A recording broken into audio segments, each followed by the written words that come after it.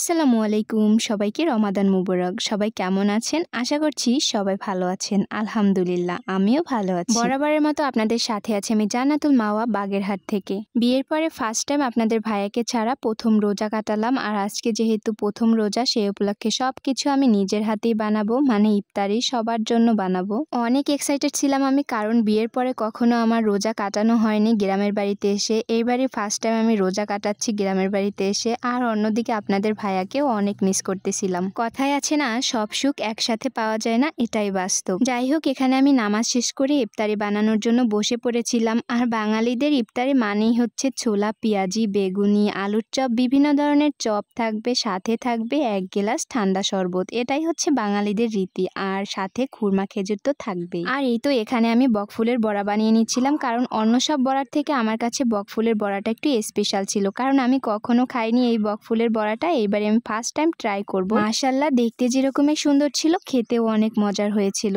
এই ফুলটা কিন্তু আগে গ্রাম অঞ্চলে বেশি একটা দেখা যেত না, বাট এখন রাস্তার পাশে অনেক ধরনের গাছ হয়েছে, যেগুলোর মধ্যে এগুলো একটা। এই ফুলগুলো কিন্তু গ্রাম অঞ্চলে সচরাচর এখন সব জায়গাতেই পাওয়া যায়। যাই হোক, এর সাথে আমি নিয়ে নিয়েছিলাম কুমড়ো ফুল। আর এই ফুলটাকেও আমি বড়া বানিয়ে নিব। কুমড়ো ফুলের কথা তো সবাই হয়তো জানেন, এটা অনেক মজার হয় খেতে। আর সাথে আমি আলুর চপ, বেগুনি, পেঁয়াজি এগুলোও ভেজে নিব। আমার কাছে মুচমুচে করে বড়াগুলো ভেজে নিলেও অনেক ভালো লাগে খেতে। গ্রামে এসে মাটির চুলে রান্না করছি, আর মাটির চুলোর রান্না তো এমনিতেই অনেক অসাধারণ হয়, স্বাদ বেড়ে যায় সব খাবারেরই। গ্রামে আসলে একটা সুবিধা কি জানেন, সবকিছু হাতের নাগালে পাওয়া না গেলেও সতেজ খাবারগুলো পাওয়া যায়। আর এই তো এখানে আমি সতেজ সব সবজি দিয়ে চপগুলো বানিয়ে নিচ্ছিলাম। জানেন তো, সারাদিন রোজা রেখে পরিবারের সকলের জন্য যখন ইফতারি বানাই নিজের হাতে, সেই আনন্দটা অন্য রকমের। সেই আনন্দ কাউকে বলে বোঝানো যাবে না। এই রমজান মাসে শত ক্লান্ত বা শরীর দুর্বল থাকলেও মনের ভিতরে কিন্তু একটা সতেজ অনুভূতি কাজ করে, তাই না? মনের আনন্দে আমি সব কাজগুলো করে নিচ্ছিলাম, বড়াগুলোও ভেজে নিচ্ছিলাম। সাথেই থাকেন।